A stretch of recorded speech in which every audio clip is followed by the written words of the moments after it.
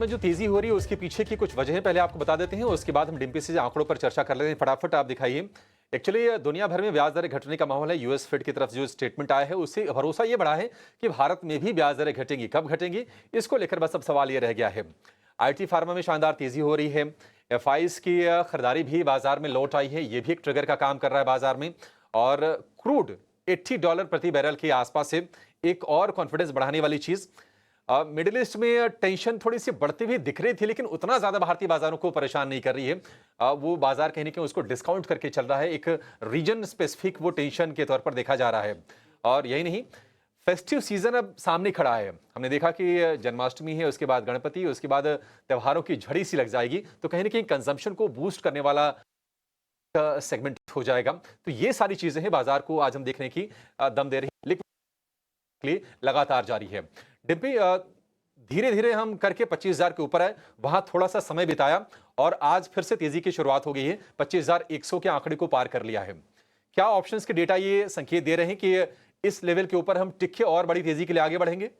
देखिए, वैसी कोई दिक्कत तो थी नहीं। हम सुबह भी आपके सामने बात बोल रहे थे कि जो भी डिप आएंगे वो बॉट होंगे। हमने आपके सामने सुबह ये दो लेवल्स भी नोटिस करवाए थे कि 24,800 और 50,800 ये नहीं टूटेंगे, और वो नहीं टूटे। 25,000 के ऊपर ना केवल मार्केट आके खड़ा हुआ बल्कि कवरिंग कराई। क्रेडिट किसको जाएगा? आईटी कंपनीज को। एक पॉइंट हमने आपके सामने और भी क्लियर किया था, जब तक 25,200 पार होगा नहीं, आईटी, फार्मा, एफएमसीजी, इन तीनों सेक्टर्स को छोड़ना नहीं, क्योंकि अभी तो चर्निंग के लिए इन तीनों सेक्टर्स का ही इस्तेमाल होगा। आज सुबह जब हम चलते चलते शो को वाइंड कर रहे थे, तब आपको हमने कुछ शेयर्स के नाम तक गिनवाए थे और ये भी बताया था कि एलटीआई माइंट्री को आज शॉर्ट मत करना, आज आईएक्स को शॉर्ट मत करना। ऐसे कुछ एक शेयर्स हम बकायदा बता के गए थे आपको।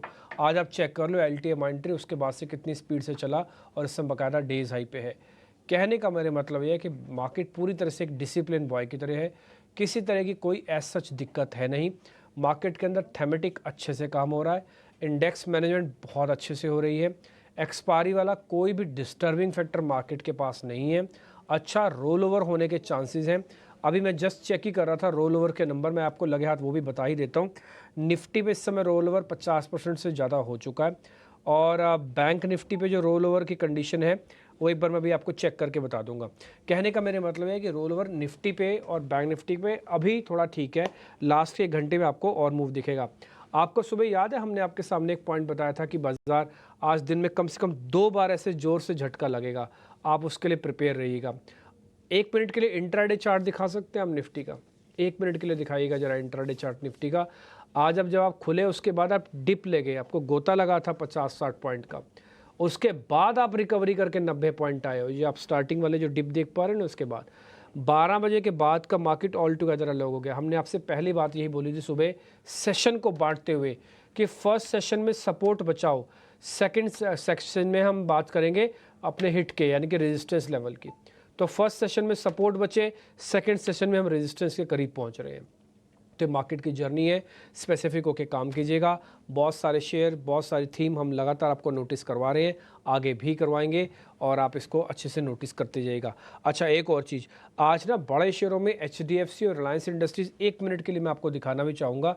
आप ज़रूर ज़रा उसको चेक कर लो, एचडीएफसी और रिलायंस इंडस्ट्रीज़ देख के आपको खुद समझ में आ जाएगा मैं क्या कहना चाहता हूँ। आज ये किस तरह से रेंज में है।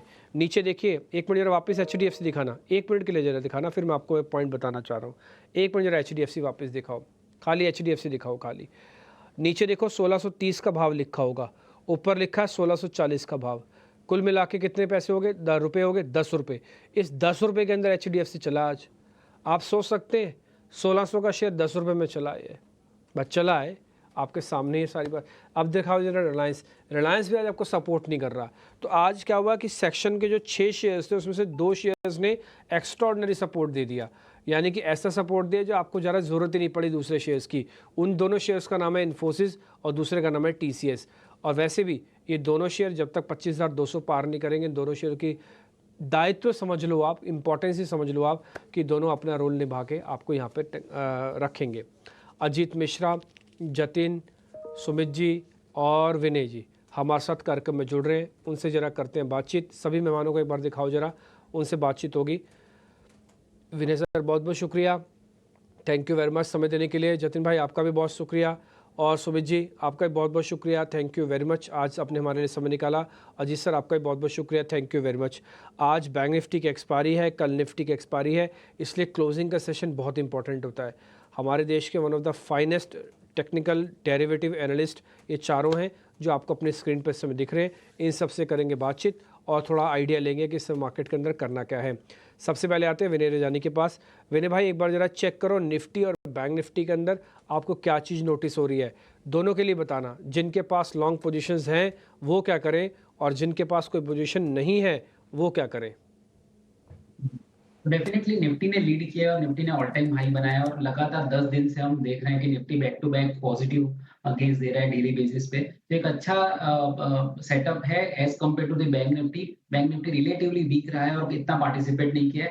खास करके आईटी, एफएमसीजी और फार्मा जैसे बात चल रही थी, इन तीन इंडाइसिस ने काफी पार्टिसिपेट और कंट्रीब्यूट किया इस तेजी में। और सबसे अच्छी बात पिछले दिनों से ये रही थी कि जो भी 8-10 दिन हमने पिछले लगातार देखे हैं उसमें स्मॉल कैप और माइक्रो कैप इंडाइसिस यानी ब्रॉडर मार्केट ने बहुत अच्छा परफॉर्म किया था और लीड किया था। सबसे पहले हमने देखा था कि माइक्रो कैप इंडेक्स ने एक नया हाई बनाया, उसके बाद स्मॉल कैप इंडेक्स ने बनाया और अभी आज के सेशन में हमने निफ्टी को हाई ऑल टाइम हाई बनाते देखा हुआ है।